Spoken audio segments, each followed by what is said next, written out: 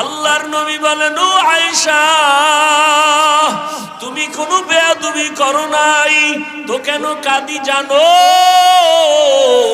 নবী বলেন, আমি কান্না করার কারণ হাসরের ময়দানের ভয়ঙ্কর কথা আমার মনে পড়ে গেছে।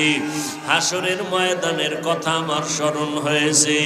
হাসরের ময়দানে সব উলঙ্গ দাঁড়াইয়া আল্লাহর আদালতে হাজির হবে। একদিকে জাহান্নামের চিৎকারের আওয়াজ, অপরদিকে সূর্যের গরম, জমিনটা তামা হয়ে যাবে। অপরদিকে আমার আল্লাহ তাআলার রাগান্বিত আওয়াজ, লিমানিল মুলকুল ইয়াউম লিল্লাহিল ওয়াহিদিল কাহ্হার। আল্লাহ পাকের কুদরতের আওয়াজে হাসরের ময়দানটা থরথর করে কেঁপে উঠবে।